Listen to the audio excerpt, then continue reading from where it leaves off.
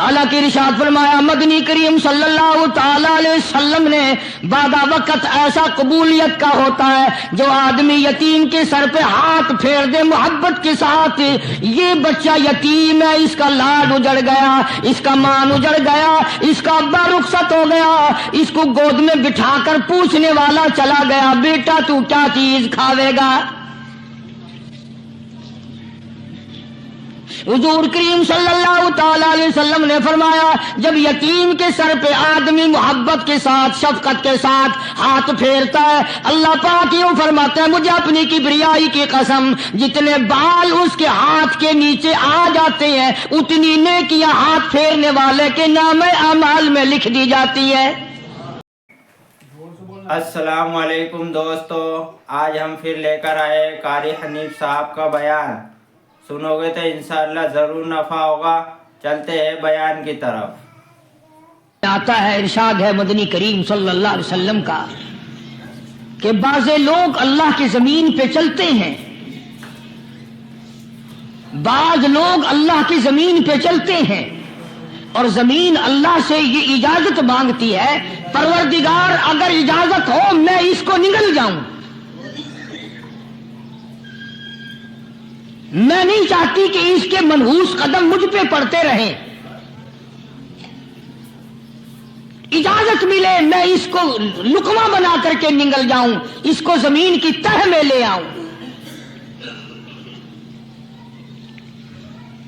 اور ایک اور ارشاد ہے حضور کریم صلی اللہ علیہ وسلم کا، یوں فرمایا کہ جب قوم کے اندر تین چیزیں ہو جائیں، جب کسی قوم میں تین عادتیں، تین خصلتیں، تین برائیاں پیدا ہو جائیں تو سرکار مدینہ صلی اللہ علیہ وسلم نے فرمایا وہ قوم پھر زمین کے اوپر بسنے کے لائق نہیں رہتی، اس قوم کو زمین کے اندر غرق ہو جانا چاہیے۔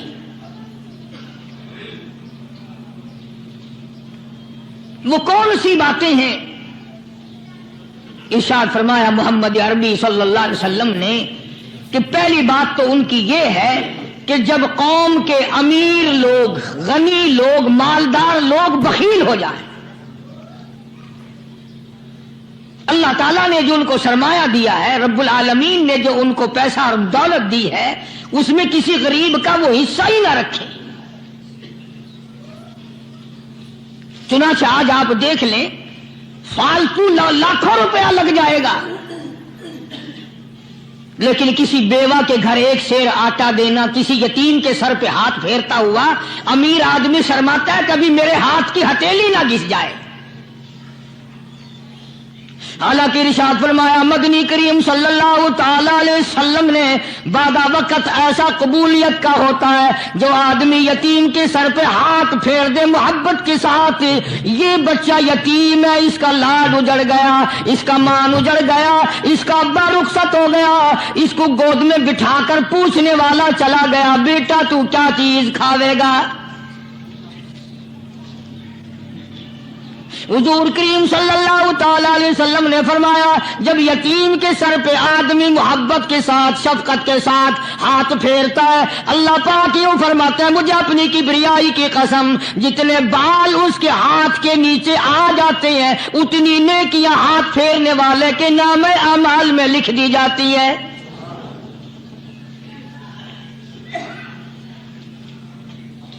مگر ہمارے یہاں دستور نہیں، غریب کو مارو اور نیچا کرو اسے۔ جناب مدنی کریم صلی اللہ تعالی علیہ وسلم تشریف لے جا رہے ہیں، راستے میں کچھ بچوں کو کھیلتے ہوئے آپ نے دیکھ لیا، بڑے خوشی سے چھلانگے لگا رہے ہیں، بچے کھیل رہے ہیں، ایک بچہ دیوار کے ساتھ بالکل مونچھا غمزدہ پریشان کھڑا ہے۔ حضور کریم صلی اللہ تعالی علیہ وسلم کی نگاہ مبارک اس بچے پہ پڑ گئی، آپ نے قریب تشریف لا کر اس سے پوچھا او بچے، سارے بچے کھیل رہے ہیں تو کیوں نہیں کھیلتا؟ کہنے لگا میرا کھلانے والا دنیا سے چلا گیا، کیسے کھیلوں؟ ابا نہیں، اماں نہیں، ہر وقت پریشان رہتا ہوں، لوگوں کے دروازوں پہ چوکھٹوں پہ دھکے کھاتا ہوں۔ آپ مدنی کریم صلی اللہ تعالی علیہ وسلم نے رحمت والے ہاتھ سے اس یتیم کی انگلی پکڑی اور اپنی ساتھ پیار کرتے ہوئے تشریف لے آئے. فرمایا جناب عائشہ صدیقہ رضی اللہ تعالی عنہا سے, اللہ والی آج اللہ پاک نے تجھے بڑی غنیمت بخشی ہے, بڑی دولت دی ہے, عید کا دن ہے, میں عید کی نماز کے لیے جا رہا تھا, بچے سارے خوشیاں منا رہے تھے, یہ بچہ دیکھا میں نے بڑا غم زدہ کھڑا تھا, بڑا پریشان کھڑا تھا. اب میں نے اس سے پوچھا آج عید کا دن ہے تو خوشی کیوں نہیں مناتا؟ بچہ نے جواب دیا میری خوشی منانے والے دونوں ہی چلے گئے.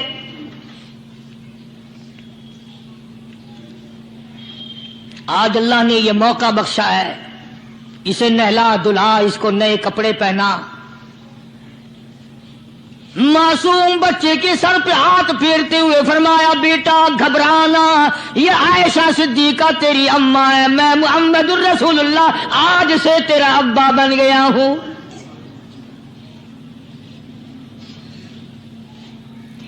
نہلایا دلایا, کھلایا پلایا, ہنسایا, اسے بلایا ساتھ لے کر. جب حضور کریم صلی اللہ تعالی علیہ وسلم ان بچوں کے پاس سے پھر گزرے جو پہلے کھیل رہے تھے, اس زمانے کے تو بچے بھی سمجھدار تھے, آج تو چٹی داڑھی والوں کو سمجھ نہیں ہے. قبر بالکل کنارے, قبر کے کنارے پہ کھڑے ہیں پھر بھی سمجھ نہیں. کسی کو حسد نے مارا, کسی کو تکبر نے مارا, کسی کو دولت کی بیماری نے مارا, اسی کو مجذوب کہتا ہے. نفس اور شیطان خنجر در بغل. کوئی آدمی اپنے بارے میں اطمینان نہ کرے کہ میرا معاملہ ٹھیک ہو گیا, نہ جانے آخری وقت میں کیا بن جائے گی. ایک اللہ والے کا انتقال ہونے لگا, آخری وقت ہے. خاندان اس اللہ والے کا چاروں طرف بیٹھا ہوا ہے, مریدین بیٹھے ہوئے ہیں, اللہ والے کے چاروں طرف حلقہ بیٹھا ہوا, آخری وقت ہے. عربی زبان میں جس کا ترجمہ یہ ہے, اس کی زبان سے ایک بات نکلتی ہے, ابھی نہیں ابھی نہیں ابھی نہیں ابھی نہیں ابھی نہیں.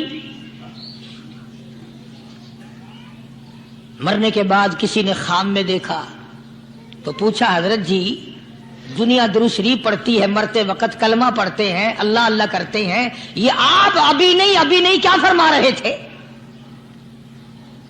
تو یوں فرمایا تمہیں کیا معلوم ہے, شیطان میرے سامنے کھڑا تھا اور کہتا تھا میں نے دنیا کو پھنسایا, دنیا کو ورغلایا, دنیا کو بہکایا, تو میرے پھندے سے پھنس گیا, تیرے علم نے تیری نیکی نے بچا لیا. تو میں کہتا تھا ظالم ابھی تو سانس آ رہی ہے, نہ جانے کیا بنے گی, ابھی نہیں ابھی نہیں ابھی نہیں.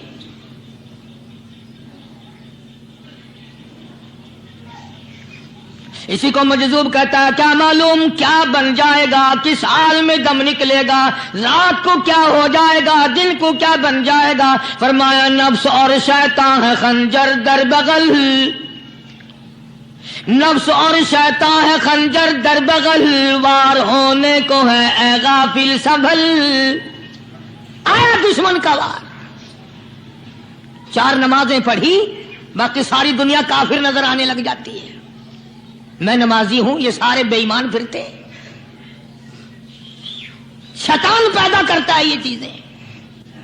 اگر اللہ نام پہ تھوڑی سی کبھی خیرات کر دی تو بہانے لوگوں کے سامنے ذکر ہو رہا ہے, اجی آج کل تو ہمارے کاروبار نہیں, ورنہ انشاءاللہ فلاں مسجد جو ہے نا یہ ہم نے بنائی تھی.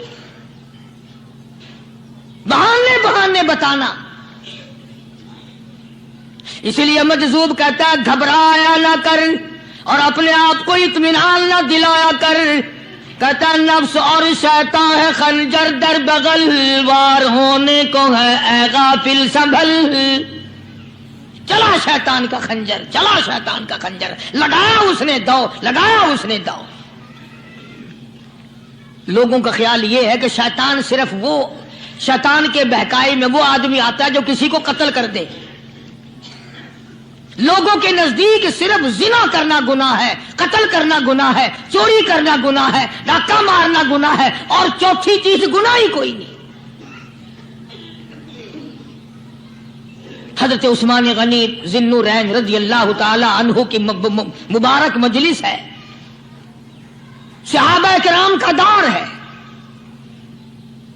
نبی کا دوہرا داماد، مجلس ہے عثمان ذی النورین کی. ایک آدمی مجلس میں آ کے بیٹھا، حضرت عثمان کی مجلس میں ایک آدمی آ کے بیٹھا تو حضرت عثمان فرماتے ہیں، توجہ، حضرت عثمان فرماتے ہیں، یوں نہیں فرمایا کہ تو نے ایسا کیا ہے، اسے ذلیل نہیں کیا، بلکہ یوں فرمایا لوگوں کو شرم نہیں آتی، لوگ آنکھ کا زنا کر کے میری مجلس میں آ کے بیٹھتے ہیں، لوگ آنکھ کا گناہ کر کے میری مجلس میں آ کے بیٹھتے ہیں. تو دور تھا نا صحابہ کرام کا، فوراً چوٹ کی کسی نے کہ نبی کے بعد وحی آنی شروع ہو گئی. یعنی آپ کو کیسے پتا چل گیا کہ کوئی آدمی غلط نگاہ ڈال کے آیا؟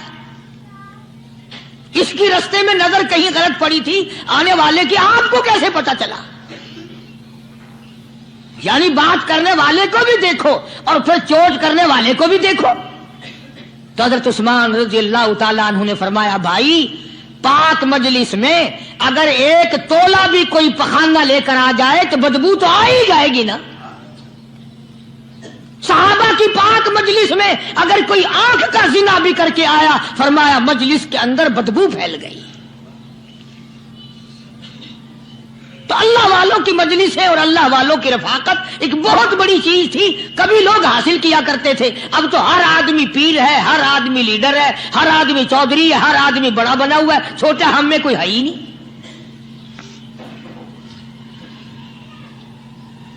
اور ان ولیوں کی بھی الگ الگ بچاروں کی رمزیں ہوتی ہیں. علماء کرام نے لکھا ہے، حضرت خواجہ باقی باللہ رحمت اللہ علیہ دلی میں مزار ہے، بہت بڑے بزرگ گزرے ہیں. دیکھو میں ذکر خیر کر رہا ہوں نا، کئی لوگ تمہیں نکلتے ہوئے ٹانگے والے، گھوڑے والے، رکشے والے کہتے ہیں قاری علی ولیوں کو نہیں مانتا. میں یہ ذکر خیر ولیوں ہی کا تو کر رہا ہوں. بات صرف اتنی ہے، تمہیں اچھی لگے یہ بری لگے، میں ننگوں کو نہیں مانتا. میرے نزدیک ولی وہ ہے جس کی رگ رس سے، نس نس سے، خون کے قطرے قطرے سے، ہر ادا سے، ہر سنت سے، ہر طریقے سے محمد عربی صلی اللہ علیہ وسلم کی سنت زندہ ہوتا ہو. میں اس کو ولی نہیں مانتا جو کپڑوں سے ننگا پھرتا ہو.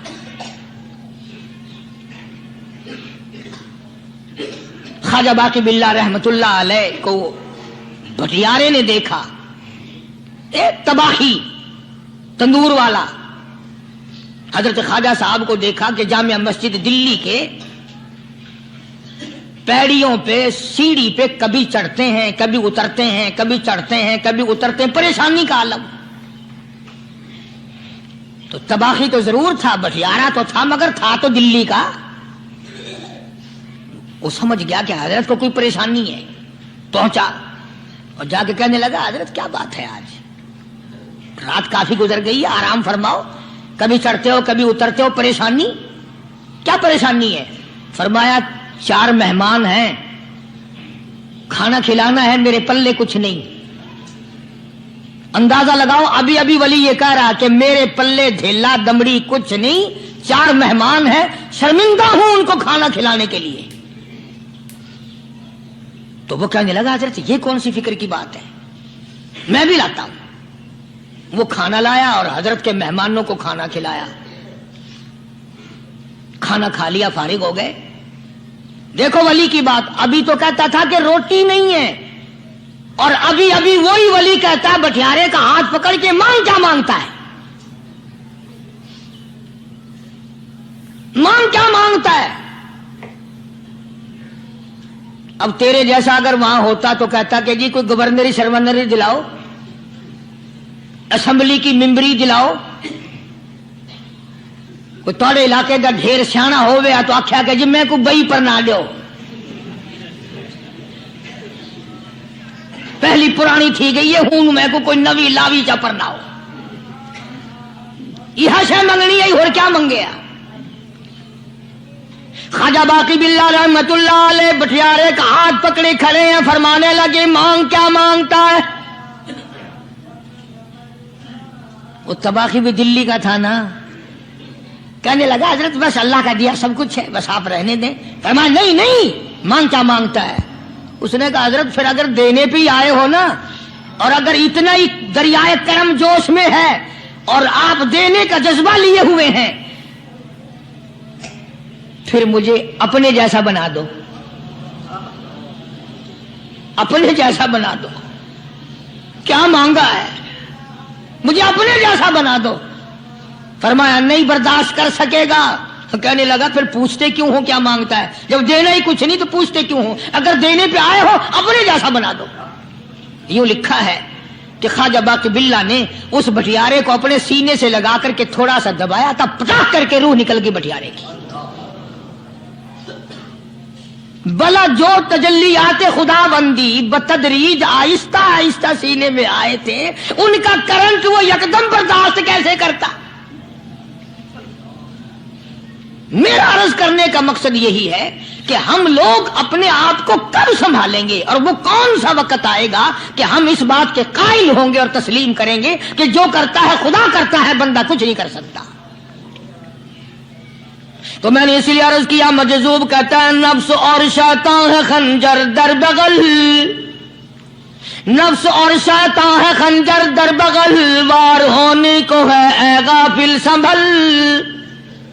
کبھی 4 دن بیٹھ کے اللہ اللہ کر لی، تسبیح پھیر لی، تو دوسروں کو یہ تو دنیا کے دھندے میں پھنسے ہوئے ہیں، میں بہت بڑا ولی ہوں، میں بہت بڑا ابدال ہوں، مجھ سے بڑا تو کوئی نیک ہے ہی نہیں۔ یہ بہت بڑی مار ہے شیطان کی۔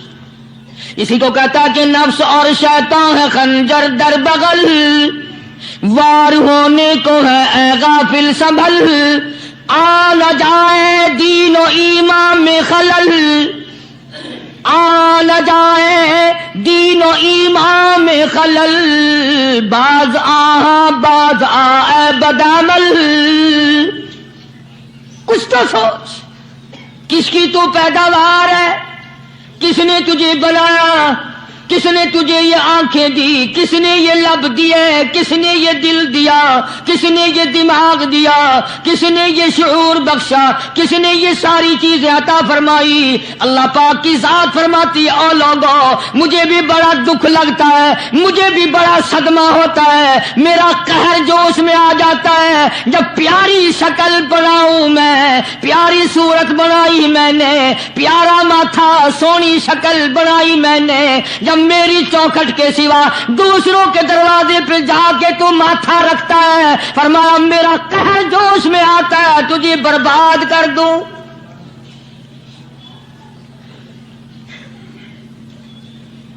سب کچھ میں نے دیا، سب کچھ میں نے بخشا، اور پھر بھی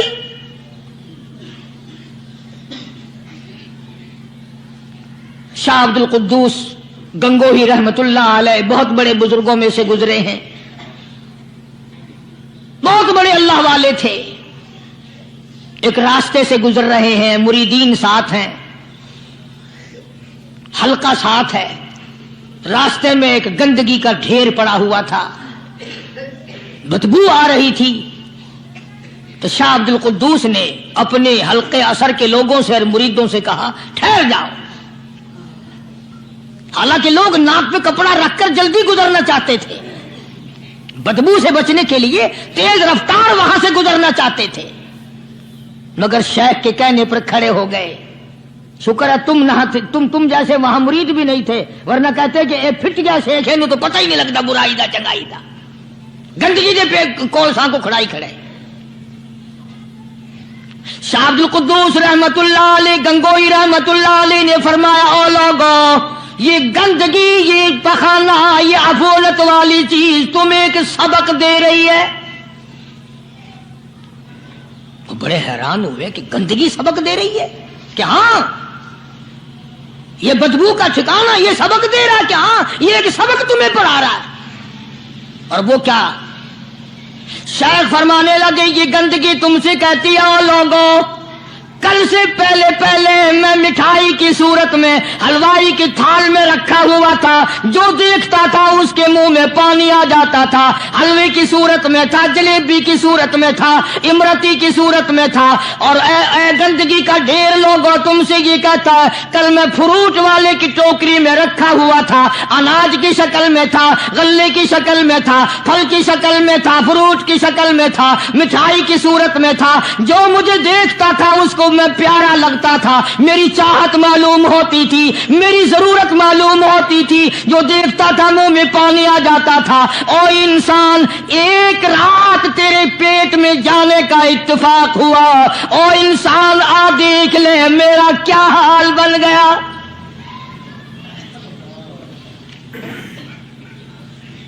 ایک رات تیری صحبت میں رہا ہوں، ایک رات تیرے اندر ٹھہرنے کا اتفاق ہوا، دیکھ میرا کیا حال بن گیا۔